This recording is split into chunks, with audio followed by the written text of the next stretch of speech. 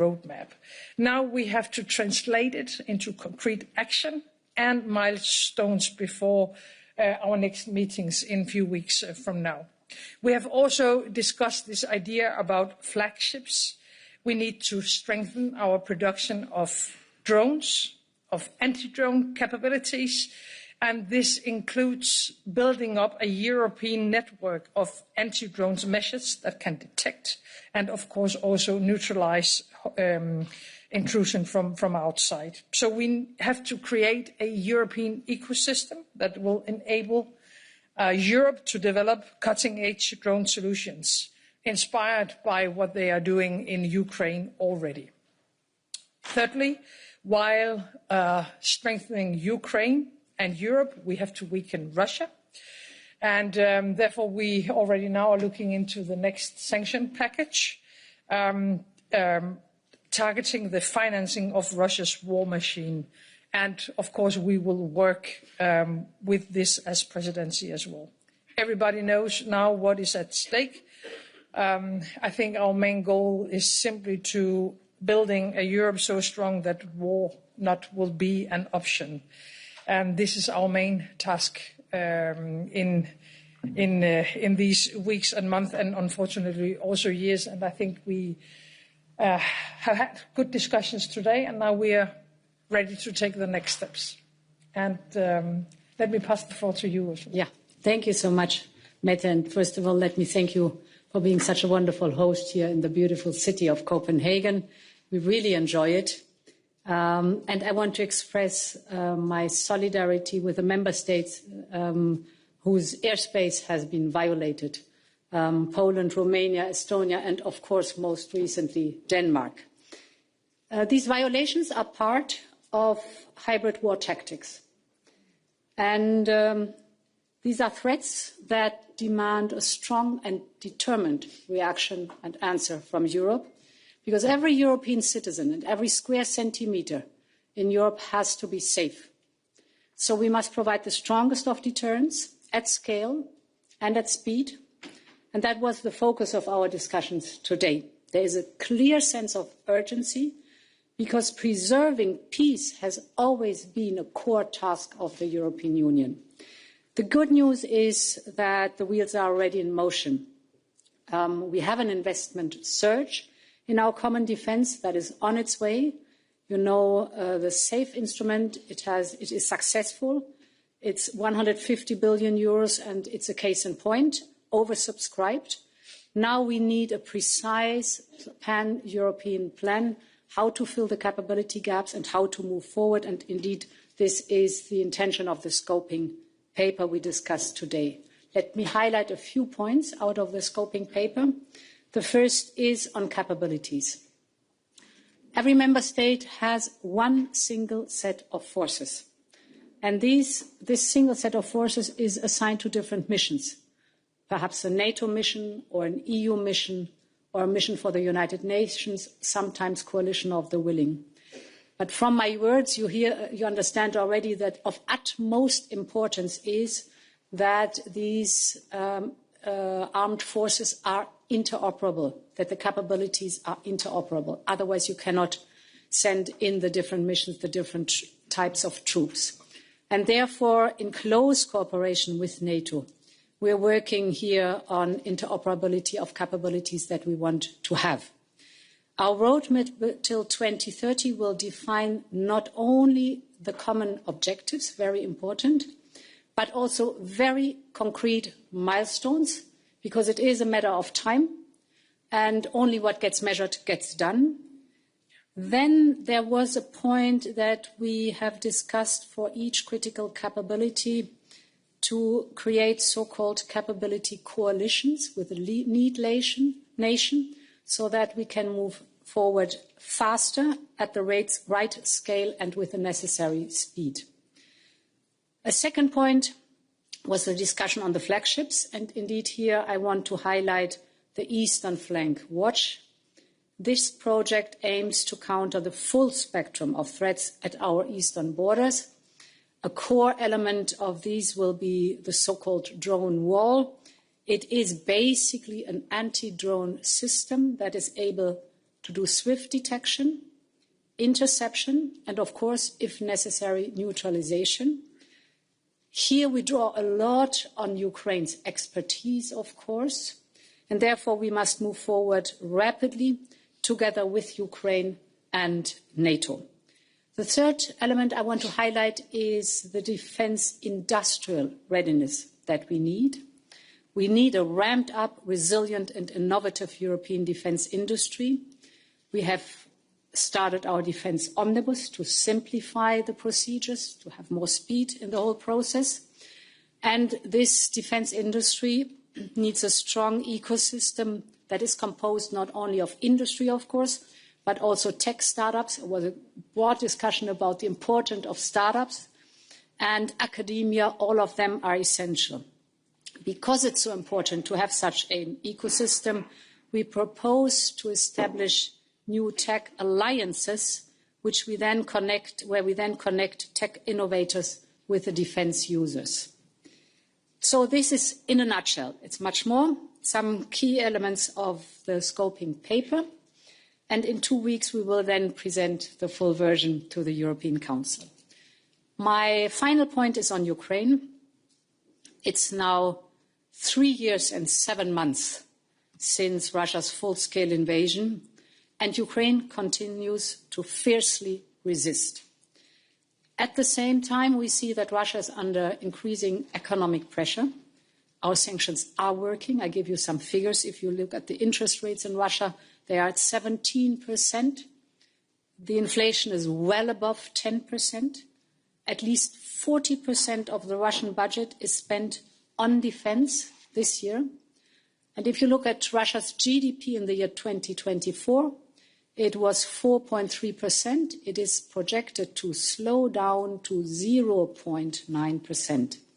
So this is the time to further increase the pressure on Russia. And to this end, we proposed a new approach of sanctions. We do not approach the sanctions anymore in incremental steps, but we present much more robust measures on energy, on financial services, and on trade, and that is the 19th package of sanctions that is on the table right now.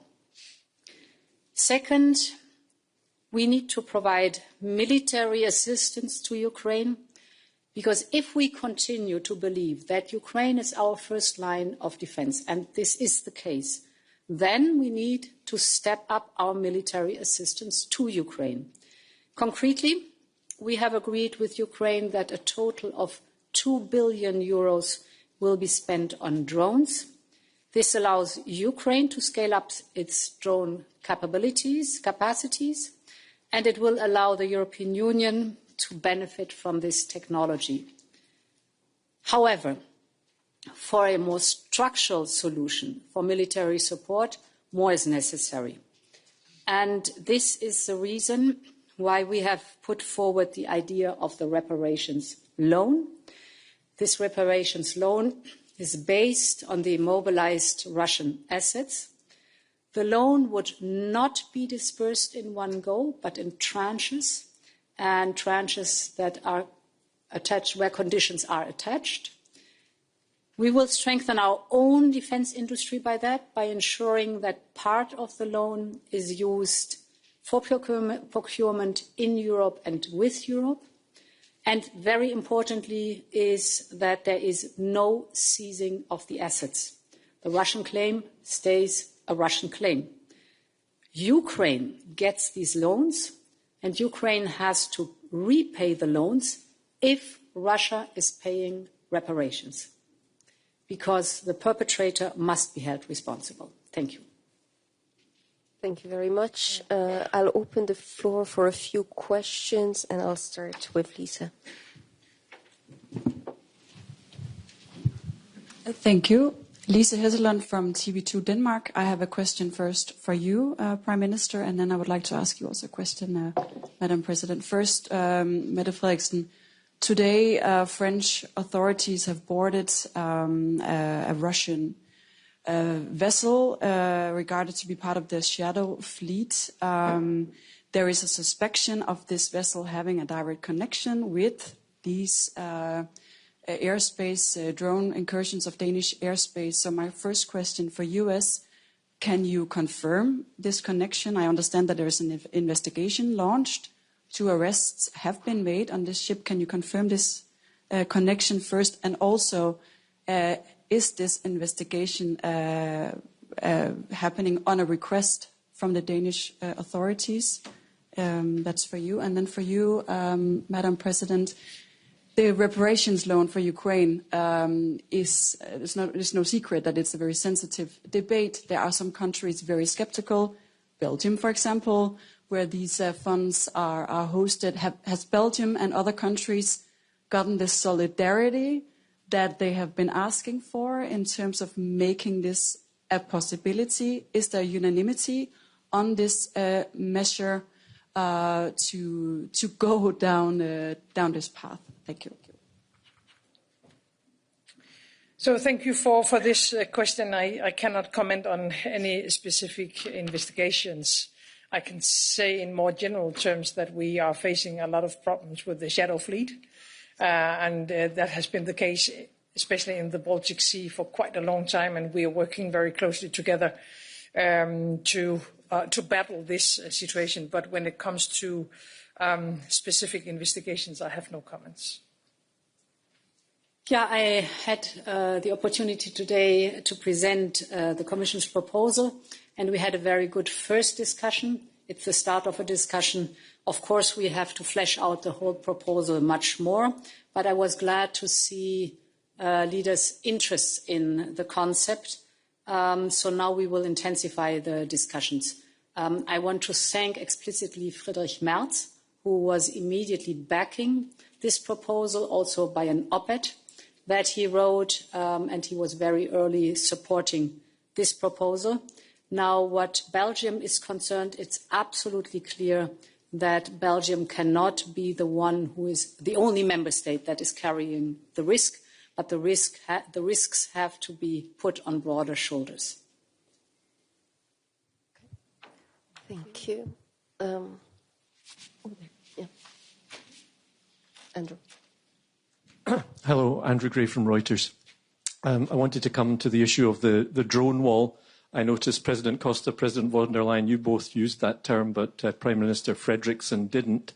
And we've heard from some leaders today that they agree with the general idea that Europe needs to do more to counter drones, but they don't always agree with the focus on the eastern flank. And in particular, we've seen in Denmark recently, obviously, that drones can cause big problems far from the eastern flank and without having crossed the EU's eastern borders.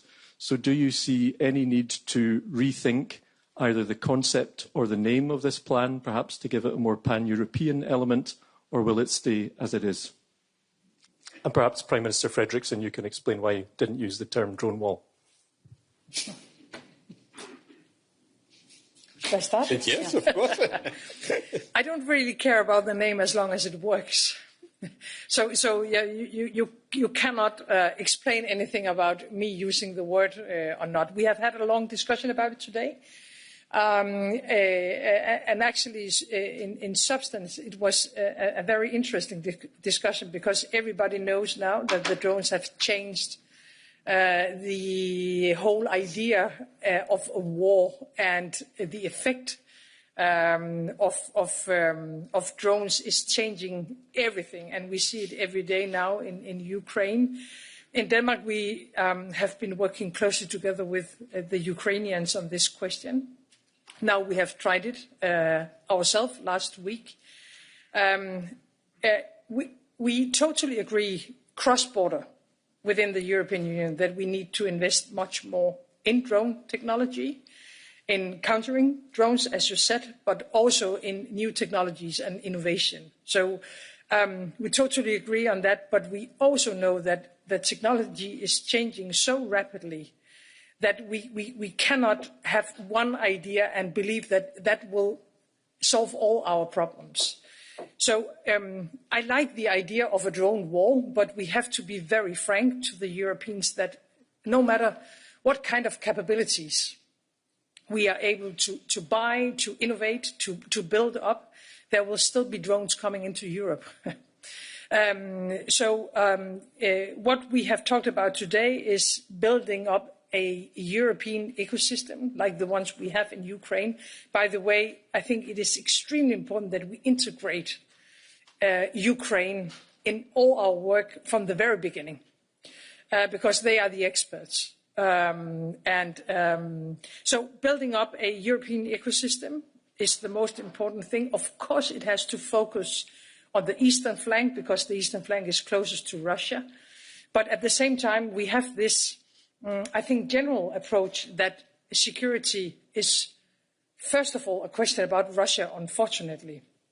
But it's also a question about migration. It's also a question about climate change. It's also a question about any other threats against our society. So I don't really think there is a conflict between East or West on this issue. It has to be useful in many different areas, but of course it has to be linked to the eastern flank as well. Yeah, the nature of warfare has completely changed. That is what we have seen in the Russian invasion in Ukraine. Partially per night, the Ukrainians are intercepting 800 drones. So this gives us an idea how enormous the threat is, and they can come from anywhere. So the original idea came from Ukraine, and we are learning from Ukraine. Of course, at the moment being in the debate, the first priority for building up an anti-drone system is the eastern flank, because it's clear that these are the member states that are acutely the most exposed. But indeed, Mette, as you said, that the vision is much, much broader, and it has to have the 360-degree approach. So this anti-drone system is conceived as a shield for our entire continent. This would also include, for example, the southern flank. It is designed to address a wide spectrum. You mentioned weaponized migration, but also hybrid operations, drone incursions, as we have seen, but also control of the Russian shadow fleets, for example, or even the risk of armed aggression when you see the amassing of troops. So there can be a wide spectrum in the anti-drone system and the use of drones or anti-drones mechanism. In general, the drone wall will strengthen the borders on land, at sea and in the air, and thus not only protect the frontline state, but will contribute to the security of our whole European Union. I just want to allow that at the European Council was very clear that we need to have a 360 degrees approach and look at our external borders as our common borders, in the eastern, in the north, in the south, in the west. And of course, for everybody, now the main threat we are facing now comes from Russia, and especially on the eastern flank. That's the reason that we are looking for the eastern flank as a priority. And of course, we can discuss what is the best trademark for this concept, for this idea. But I recall that when in March we defined our 9 main priorities on capabilities, one of them was drone and anti-drone systems. Then now is a matter of trademark. Thank you. Mattia?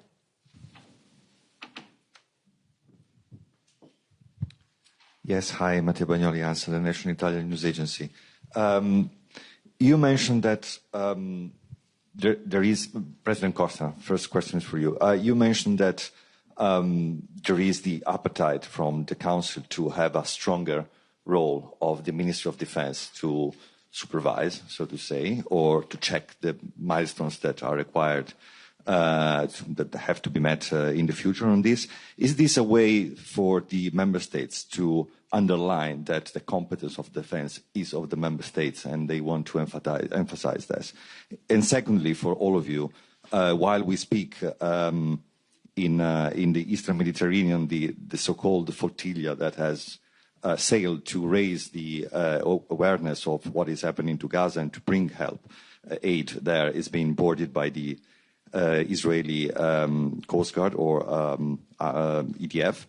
And I want to ask you if you think that this is a legitimate quest to raise awareness on what is happening to Gaza, and the response from Israel is proportionate. Thank you.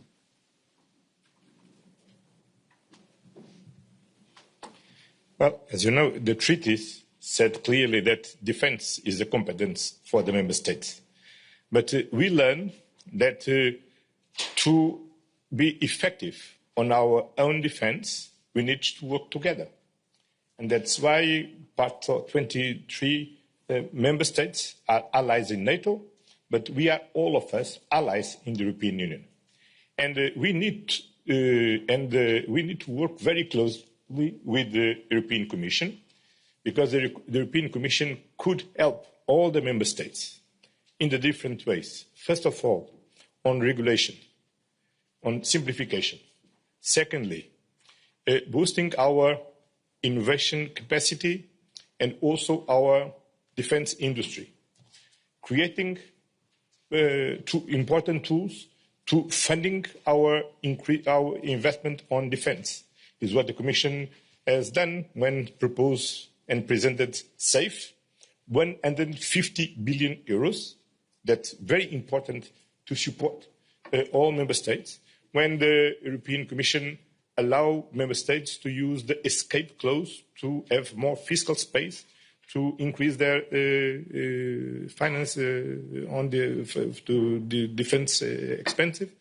And also, now, when the Commission are presented some months ago the white paper on defense, now this scoping paper, in 2 weeks, the roadmap on preparedness, then we need to work very close to the European Commission. And this is clear across all the members. And now we have a very important task force led by Commissioner Kubilius, joining the European Commission, the European Defence Agency, the Council, to work all together with the same purpose, to build the Europe of defence. And of course, in this Europe of defence, the Commission will take more and more responsibilities. And of course, we need to take more and more political control on our decisions. And now the High Representative is convening more often the Council of Ministers of Defence, but not as an autonomous formation of the Council. It's a junior meeting of the Ministers of Foreign Affairs Council. And what we need now is to give more autonomy, because we need to engage more and more our defence ministers at European level. And for this, it's very important that the High Representative lead not only this meeting of foreign affairs ministers, but also this Council of Ministers of Defence.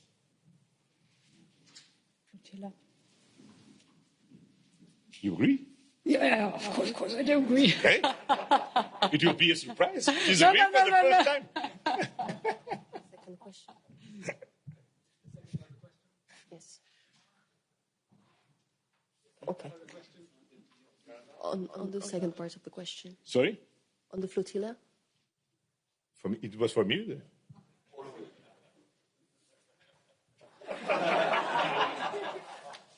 Sorry, I don't take. No, don't pay attention, please. If you repeat the question. My question was that as we speak, the EDF, the Israeli forces, are boarding the flotilla that sailed to Gaza to bring some aid, but also and mainly to raise awareness on the Gaza humanitarian situation. It is a quest that has brought many attentions and in many parts of Europe. And I was wondering if you can comment on that, and if you think that is a legitimate quest, and consequentially, if also the reaction from Israel is legitimate. Thank you. Sorry, but during the council I don't receive any information. Then I can't comment at this moment. Same on my side. Thank you. I'll take one final question here. Hello, I'm Malte Sommer and with the Danish Public Service Broadcaster. shouldn't the EU up its ambitions on defense? The rearm Europe, that's 5 years away. You talk about the Europe of defense, that's 5 years away. Imagine what, in your words, Madam Prime Minister, a capable foe could do within 5 years. Can you three make certain that the European citizens would be kept safe while these decisions take time? Thank you. So 2030 does not mean that we only look at 2030. We start right now. I give you a good example, the SAFE instrument. We launched it, it was February or March. We have it in place. We have it's 150 billion euros. We have 19 member states that subscribed. Now we are working with them on the national plans, and we can disperse the first tranches to the member states, joint procurement at the beginning of next year. So that's in 10 months. The instrument is up and running, and that shows that we've understood the urgency, and it is working exactly right now. Of course, there are other capabilities that will take more time, without any question. And of course, we will learn also from the development of the war in Ukraine, what is of utmost priority and immediate necessary, and what can take more time. But that we set the goal of 2030 does not mean that we do not immediately start now. Yeah, but we have also changed in these 3 years completely. So the support for Ukraine, if you look at Ukraine 3 years ago, zero defense industry. Now they have the most modern, most ingenious defense industry you can think of. The drone production is the cheapest, the fastest, and the most intelligent worldwide. So there's an enormous development that we've seen. Also on our side, just imagine the sum of 800 billion euros is now available for member states up to 2030, so in the next 4 years, beginning now, to invest in defense, unthinkable 4 years ago. Thank you very much. That's it for tonight. Thank you. So.